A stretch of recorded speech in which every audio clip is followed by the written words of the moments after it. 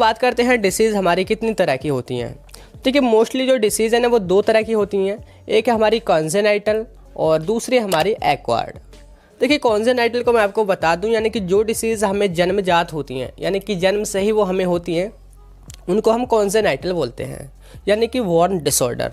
दूसरी हमारी एक्वायर्ड, यानी कि जो डिसीज़ हमें जन्म के बाद होती हैं, जैसे मतलब नॉर्मली जो हमें होती हैं उनको हम एक्वायर्ड बोलते हैं। तो देखिए पहले बात करते हैं कॉन्जेनाइटल की।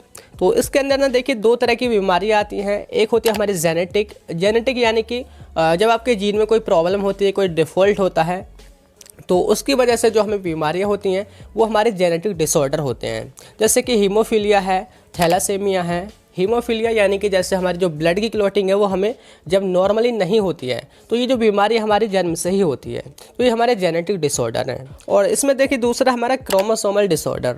तो ये होता है जब हमारे क्रोमोसोम जो होते हैं, जो कि हमारे 23 पेयर्स होते हैं, वो एक कम या फिर ज़्यादा हो जाता है, जैसे कि डाउन सिंड्रोम में होता है, तो ये उसकी वजह से होते हैं। तो इनको हम क्रोमोसोमल डिसऑर्डर बोलते हैं। तो ये जो दोनों हैं ये हमारे कॉन्जेनाइटल में आते हैं, यानी कि ये जन्म से होते हैं।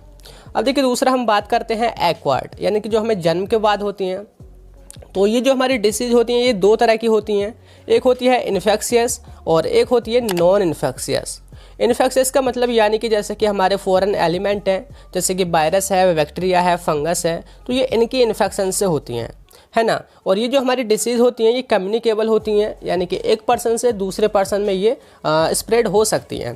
दूसरी हमारी नॉन इन्फेक्शियस यानी कि किसी के इन्फेक्शन से नहीं होती, बल्कि जो भी हमारे बॉडी के ऑर्गन होते हैं, सिस्टम होता है हमारी बॉडी का, तो उसमें कोई डिफ़ॉल्ट हो जाता है या उसमें कोई प्रॉब्लम हो जाती है या किसी की डिफिशियंसी हो जाती है, तो वो जो हमारी डिसीज़ होती हैं वो नॉन इन्फेक्शियस में आती हैं।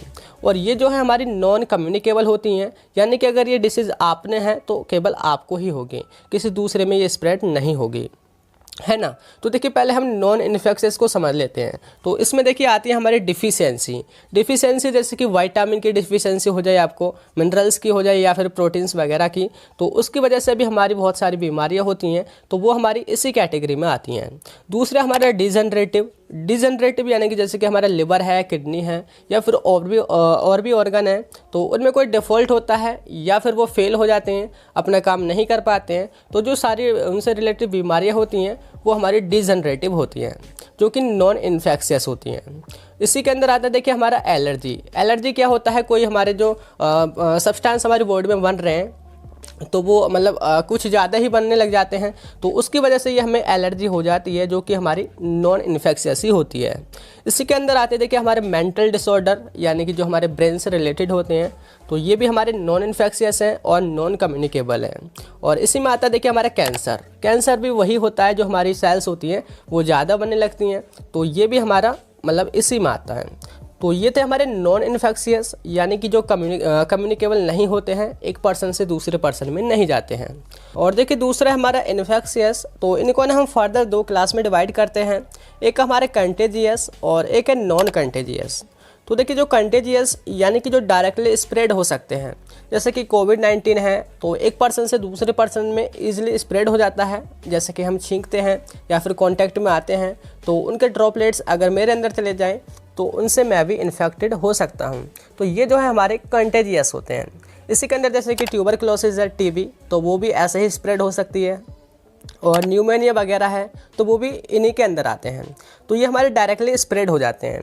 और दूसरे होते हैं हमारे नॉन कंटेजियस, यानी कि जो डायरेक्टली स्प्रेड नहीं होते, उनको स्प्रेड करने के लिए किसी वेक्टर की ज़रूरत होती है।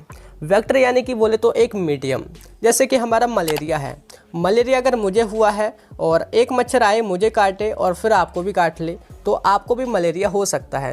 यानी कि यहाँ पे जो वेक्टर है वो मॉस्क्यूटो है, मच्छर है, यानी कि अगर मच्छर काटेगा तभी आपको यहाँ पे मलेरिया होगा, अगर मैं आपके कांटेक्ट में रहूँगा तब आपको मलेरिया नहीं होगा।